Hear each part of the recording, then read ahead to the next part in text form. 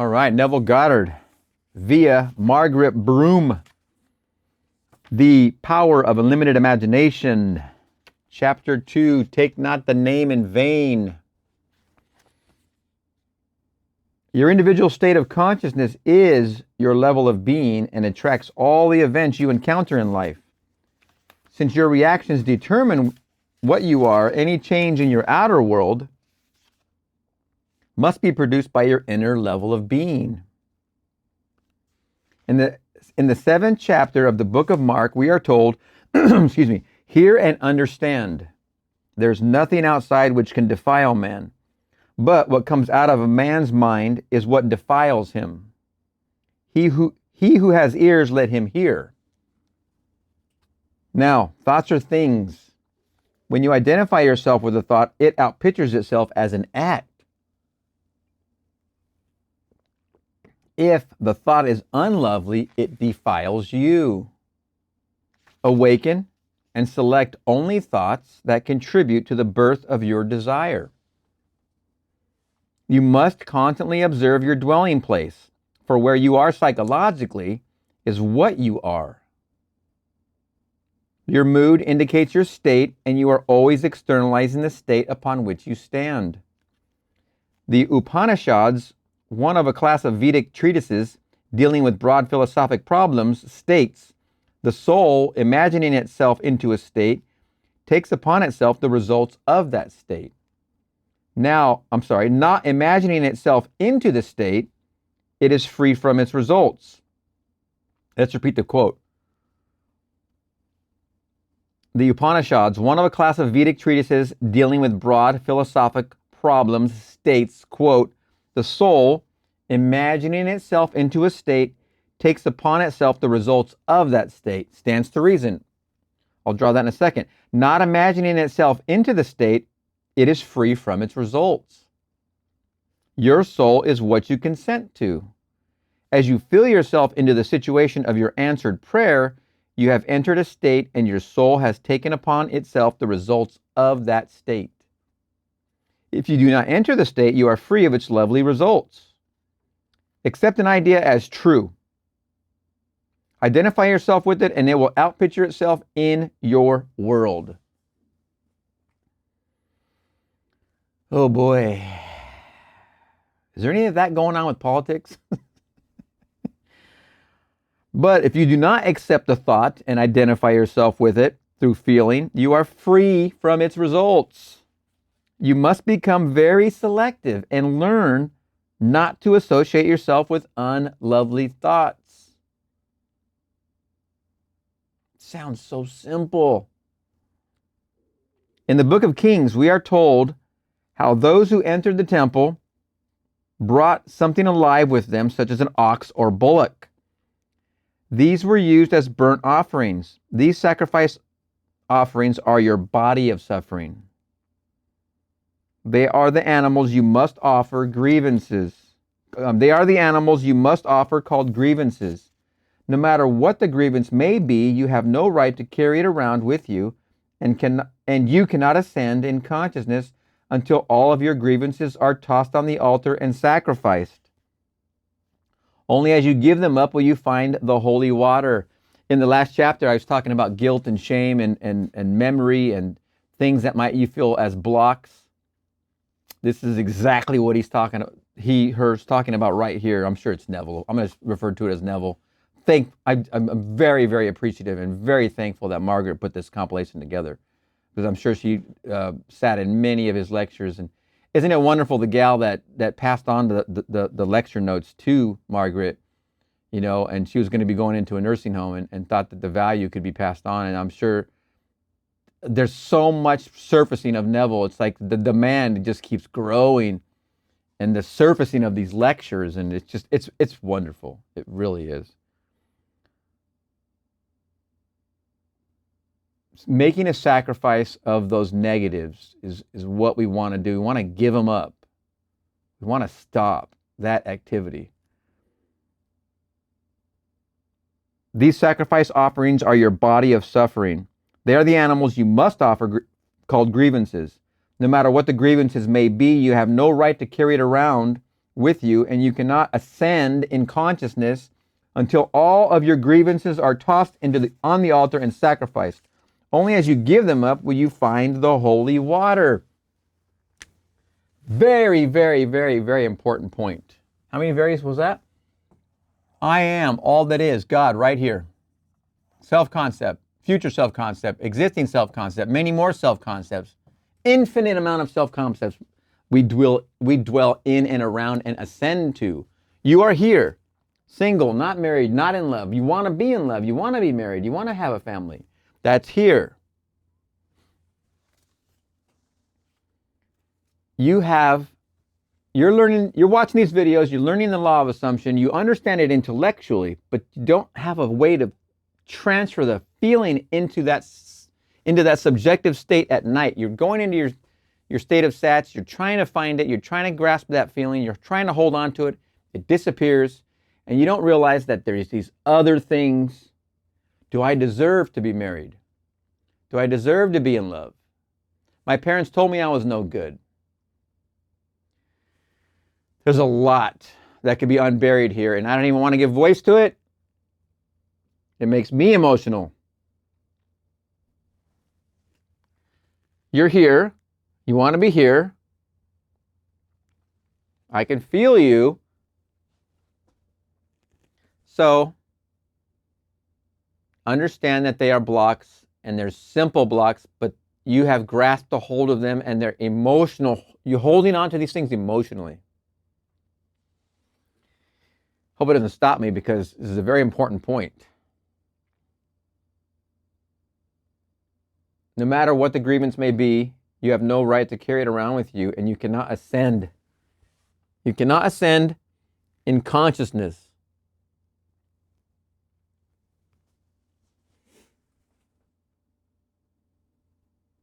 Until all of your grievances are tossed on the altar and sacrificed. Only as you give them up will you find the holy water. Whoever you are that I'm talking to right now, I know I can feel it. So let's get beyond it. Let's move. Let's move psychologically. Let's make the impression.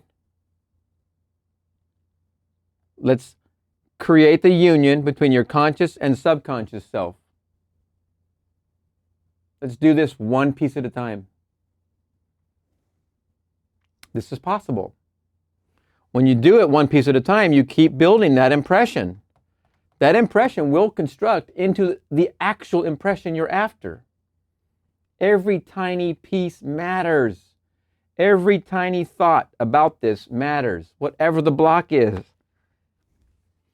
Get through that with whatever work is necessary. And get this objectification. Get this kingdom of heaven. It's waiting for you. It's waiting for you as much as you are waiting for it. Even more so. Your permission's already been granted. It's waiting for you. No one else can occupy that state. It is your kingdom of heaven. You will make it through this. I promise. He promises. We are just the promise. The promise came because I and my Father are one. My Father is greater than I. He sent me by becoming me and forgetting who He was in me, that I would wake up and remember where I'm from. I and my Father are one. My Father is greater than I. I am. Do the meditation. Remember. All we're trying to do is wake up and remember who we are so we can use this law of assumption for the betterment of our consciousness. We're always going to be ascending or trying to ascend. It's very, very potent change you can make with this. You can make the most wonderful changes that equal the most wonderful life. There's a lot to behold. That if you have a block of some kind, keep at this, because on the other side is the objectification of your happiness, and it is waiting for you. So just keep at it. Now, Okay, repeating and then we'll move. No matter what the grievances may be, you have no right to carry it around with you, and you cannot ascend in consciousness until all your grievances are tossed on the altar and sacrificed. Only as you give them up will you find the holy water. Now, this holy water is not the church variety, but the symbol of the 12 aspects of the mind. When your mind is cleared of all of its cobwebs, grievances, the bowl of holy water is placed on the backs of oxen, and your disciplined mind serves you rather than you serving it. The bull symbolizes the mind in its wild state and must be tamed. Washed in holy water and clothed in soft raiment, that's in parentheses, washed in holy water and clothed in soft raiment, R-A-I-M-E-N-T. When you enter the Holy of Holies alone and bathe in its waters, your mind is washed of all mean thoughts and cleansed.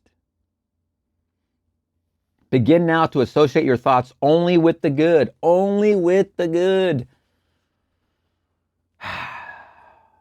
Then that which proceeds out of your mouth, which is your mind, this is only portraying what's your thoughts are loud enough, but once you voice it, well, you've doubled, maybe even more so, of course. Begin now to associate your thoughts only with the good. Then that which proceeds out of your mouth will never defile you. I am is the self-definition of the infinite. Go and tell them that I am has sent me unto you. Go and tell them that I am has sent me unto you. Awareness, I amness, is the only power of the universe. Its power makes you alive. If you say, I am sick, you are. Have you ever wanted to call in sick and then you mustered up enough sick-sounding talk when you got on the phone to call in sick? That is too funny. Now you know why. If you say, I am secure, you are. Feeling yourself into the situation of a given state, you must take upon yourself the results of that state of mind. All things are made alive from a state of mind, and without the state, nothing can be made, as you only resurrect the state from which you are identified. Where you are psychologically is what you are in reality. Therefore, if you catch yourself feeling sorry for yourself, stop it and start feeling happy. There it is. Just stop it. I'm going to put a link in the description to this video of I forget the guy's name again. I remembered after the last time I mentioned this. If you're following through in the videos, you'll remember I mentioned this guy that was a self-professed life coach, and somebody would come to him and he had a low price, and he said they had to pay for it up front and they couldn't get a refund, and it was a very low price. The gal wrote a check or gave him some money. And then all he found out what her problem was. She had a fear of being buried alive. And all he said over and over was, stop it. It is hilarious when you watch the skit. I think it's on maybe something like Saturday Night Live. But anyway, it's this sense of humor that we need to bring up. Because if you catch yourself feeling sorry for yourself, stop it. Just stop it. Just stop it. And start feeling happy. You are in charge of that. If you don't, you will identify yourself with the state of self-pity and outpicture it. Let the weak man say, I am strong. Don't wait until you become strong before saying this. If you feel weak in any sense, affirm, I am strong. And if you persist in that assumption, it will harden into fact.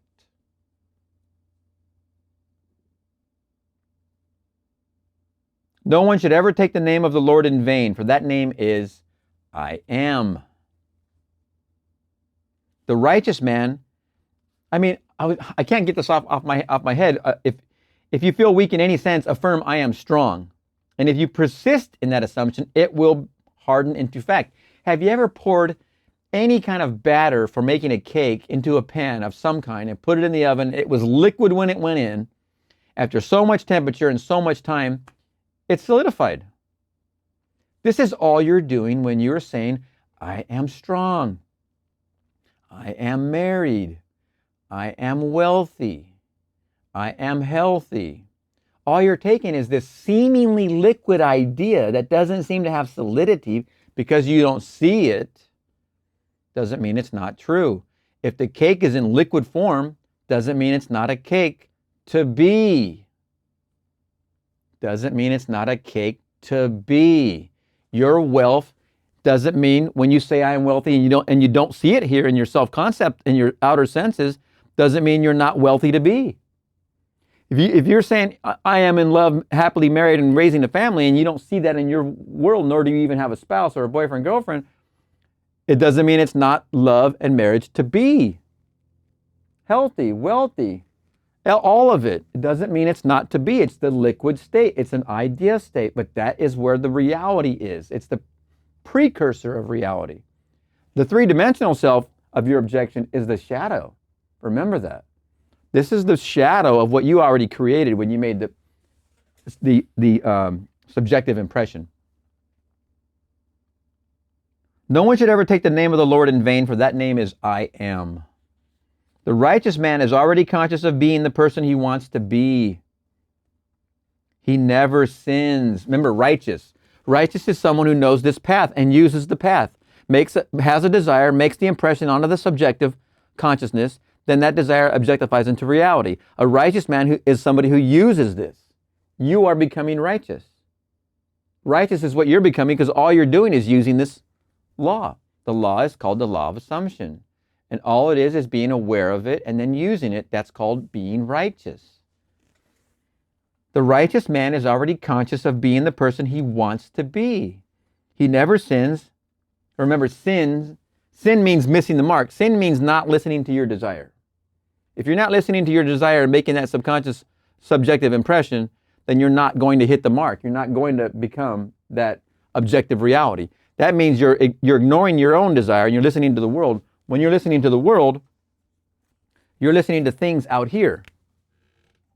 And you're missing the mark because you're not making the impression into your subconscious. You're letting the world do that for you. And then you follow all their advertising and then you become what they want you to become. That's called sinning. That's called missing the mark. That's called not the path of the righteous. Redefines that, doesn't it? So the righteous man knows his own path, knows his desire and how to get there. He never sins, the righteous man, but runs into the name, for sinning is missing his desired state, and righteousness is hitting it. I will set him on high because he knows my name. End quote. Assume the consciousness of being the one you want to be, and you will be saved from your present state. Your present state is here. Once you assume the consciousness of the one you want to be, you'll make that subjective impression, and you will become conscious and be in reality the one you want to be. That'll be your objectification, and it'll be the reality you see around yourself. Is that wealth? You'll see new cars. You'll see your new house. You'll see a bunch of wonderful things change in your consciousness. Everything out here is your consciousness. Everything's you pushed out. So you'll see everything around you just start upgrading. Everything will start and become upgraded. Pieces of furniture will be replaced. Mattresses will be replaced. Sheeting, tables, lamps, computers, cars, clothing. All of a sudden, everything that falls into your desire because you know the path of righteousness. All of a sudden, all these upgrades just start showing up. All of a sudden, the ideal starts becoming your reality. It literally starts to blossom into the world of the real. Your individual hunger can and will be satisfied when you run righteously into the state desired. This is done through the act of feeling. Have we heard it enough times? Have we heard it enough times? If you've watched any Neville or heard any lecture or read any of his books like we're doing now, have you heard it enough times? Do you think there's a reason why it's so repetitive? Do you think there's a reason why it is the actual only mantra of all the mantras of Neville? It really is that one word. If you had to simmer it down to one word, it is basically feel, feeling, the relief, that's a feeling. Feel happy and you are conscious of happiness. Feel married, and you are consciously moved into the state of marriage. The thing desired must be felt before you are conscious of possessing it. Learn to say no to unlovely thoughts rather than accepting them with passive indifference. For a soul must imagine itself into the act to taste the fruit of the state acted upon.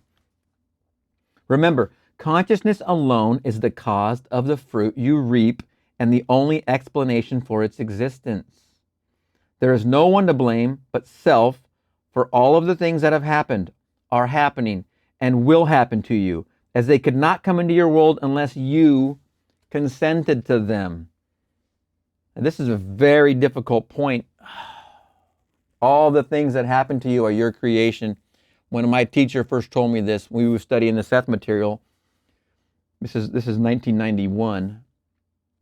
She told me every single experience is your creation, including everything that happened to you as a child. And I was like, wait a minute. You're going to have to break that one down, because I can't believe that by a long shot. And as we got into the study of the Seth material, and basically Seth is doing the same thing Neville is, it's telling you that you're the creator of your experience. And why would you have an experience if you weren't to gain something from that experience? And typically most of your teachers are your experiences, whether they be good, bad, or indifferent. And that, we're not even going to simmer down into that. But we know there's a lot of weird, wonderful things that happen in people's lives' experiences. But understand that they are your creation, number one. Very hard pill to swallow, very difficult. Took me a lot of time to get through that one alone. So I don't begrudge you for taking your time to get through that one, but it is a very difficult pill to swallow. Just remember the three fingers pointing back at you. That should give you a guide. But whatever you're experiencing is giving you the lessons to get you sooner or later. Sooner or later, it's going to get you. These experiences, whatever they are, okay? They're going to get you to realize this jump right here. Once you have this total impression on your subjective state, your subjective consciousness, the first time you do this, okay, you're already doing it. But the first time you do this consciously and see the result, and I'm talking about a parking space, I'm talking about a free cup of coffee, I'm talking about the pizza, having someone else buy it for you, all of these things, the first time you see it happen, know that you created it first. Know that since you created that, it's not a far stretch to say you created every single thing up to that day, because you have. The sooner you can admit that and swallow that pill, you'll be racing along. So start now to consent only to lovely thoughts of fulfilled desires prior to their confirmation by your senses, and give up the animal instinct of suffering and bathing yourself in the feelings of hurt and self-pity. Start now to consent only to the lovely thoughts of fulfilled desires prior to their confirmation by your senses, and give up the animal instinct of suffering and bathing yourself in the feelings of hurt and self-pity. I read a book my teacher had called Magus Daskalos, the Magus of Stravolos. It was a Greek healer. Upon reading that book, it was the most profound book I had read. It was approximately 1992-ish. It was the most profound book because upon reading that book, I realized finally I wasn't alone. And if you research and study that book or the study of that subject of that person, the magician of I think that it's interpreted in Greek as to mean the teacher, the healer, the teacher, or something like that. But I realized I wasn't alone because of what he was doing, and I knew that I could do that. And I've also purchased books from my teacher. One was on Paracelsus, the healer, and it was a comb-bound book, green paper, very thick book. And I would read that book, and I would just be just dumbfounded by how he did the healings, by the Magus of Stravolos. How did he do his healings and what his methods, and Paracelsus? And these are fascinating books, fascinating subject. But it was in those people that did what they did, and if you look them up, it's profound. It was that where I turned on to the idea inside of me that this wasn't a brutal environment, that there was a possibility that I could do something here. I could just learn this one skill and do it too. Add my name to that list of just doing this thing, of being better or figuring it out, how to heal or how to make someone else better, but by my thought. And so it was those few books right there that really turned it around for me. That because I was definitely not I was not aiming myself for sticking around in this reality very much longer. It just didn't seem to have any definition. So we're going to get into my story later, and I will make a video on it, but it was a couple good books with good teachers in them that I used to turn myself around. They didn't do it to me. I did it with that knowledge, which is what you can do with this knowledge. You can turn it around. The psychological tongue is much like the physical one. If someone annoys you, turn aside and keep the tongue of your mind away from the sore spots of dislike. For your little mental conversations are producers of your future. Very, very true. Remember, if you're sending out a negative, if you're imagining unlovely for someone over here and they don't accept that, that's coming right back here. And what do you think all the people that are going to associate with this self-concept are going to be like? They're going to be like doing the same activity to you that you're doing to others. And you're just going to be stuck in this loop of that negative. Sacrifice your body of suffering by giving it up, and tame your mind. For we are told, blessed are the meek, for they shall inherit the earth. Meek, in parentheses, is tame here. Blessed are the meek, tame, for they shall inherit the earth. Clothe yourself with joy and good news, and you will walk into your holy of holies. You will walk into your holy of holies, clothed in your immortal garment of love. There is a rhythm in your world that you cannot hear or see, and your aura is like no one else's. A bloodhound knows. If two odors were alike, no bloodhound could find you. But you are unique, one of a kind, with your own special aura, radiating your level of being. Don't judge auras for the simple reason that you have to see the aura of another through your own, and what you are seeing is only your assumption of the man. Don't judge. Don't judge auras for the simple reason that you have to see the aura of another through your own, and what you are seeing is only your assumption of the man.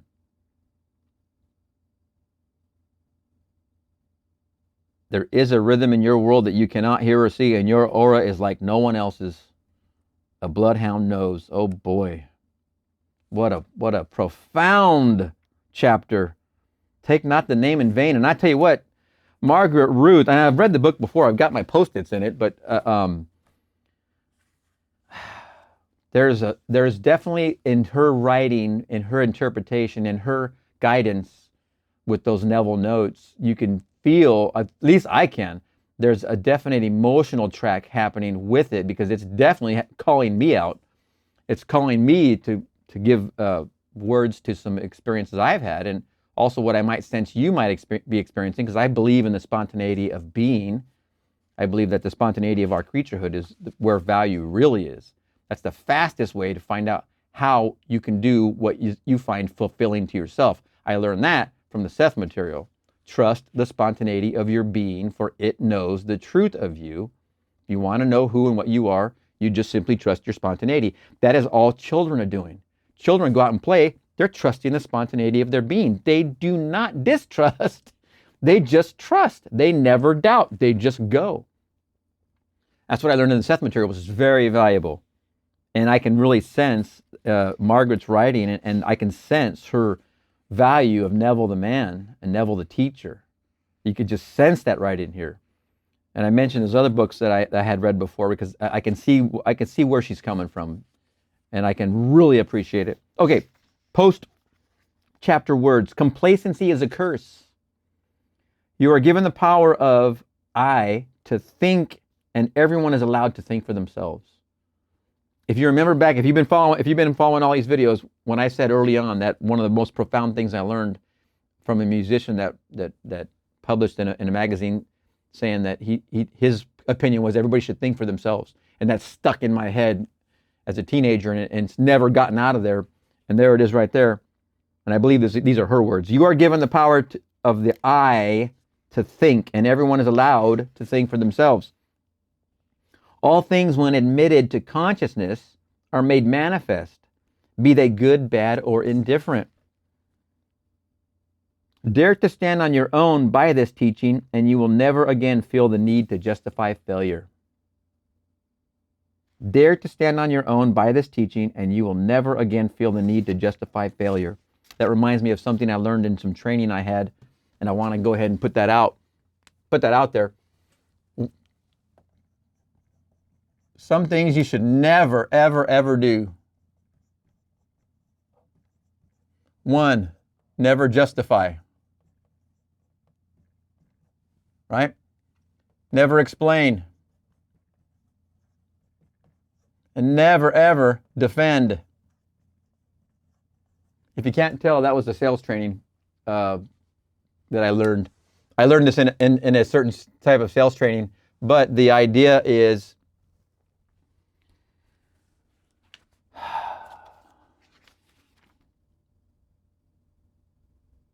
dare to stand on your own by this teaching, and you will never again feel the need to justify failure.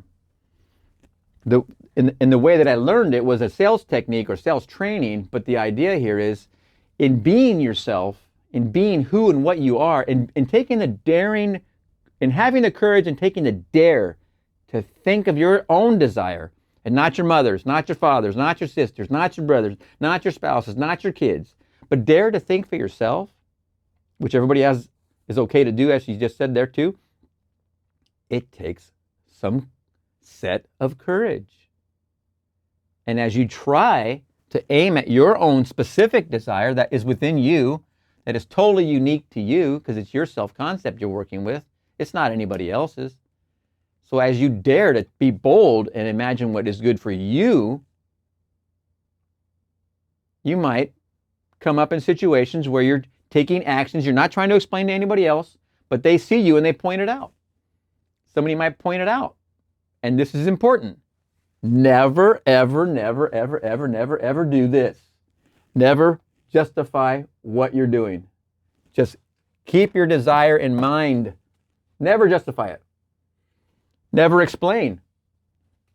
All you're doing is, if you find yourself justifying or explaining, you're only doing that to the world. You're trying to tell the world? No, they're not the ones that are going to impress your subjective self, your subconscious. That's your responsibility. So if you find yourself explaining, justifying, or the other never ever do is defend, which is, you can see it's the same thing. If you find yourself ever explaining, justifying, or defending to the world, then you're missing the mark again. You're trying to put up some kind of front. You're trying to say, okay, yeah, I'm doing this because, no, I'm doing this to better not just myself, but you too. No. That's justification. That's nonsense. That's sinning. That's missing the mark here. You want to be aimed at your desire for your fulfillment, because your objective is what your desire is trying to get you to do. It's trying to urge you to take the path of righteousness towards the kingdom of heaven. This is the path of righteousness where you're going to find it. Never explain, justify, or defend. Never explain, justify, or defend. There is no reason. If you do, you're only deflating what your impression is. You're deflating by justifying it to the world, and the world is not where it's at. This is inner work we're talking about. This is in here. Extra. That was no extra charge for that little extra bit right there, all right? All right, that was chapter 2. Oh my gosh, what a great book. Take not the name in vain. I thought this was going to go a different direction. Wonderful, wonderful book. Okay, we'll see you in the next chapter.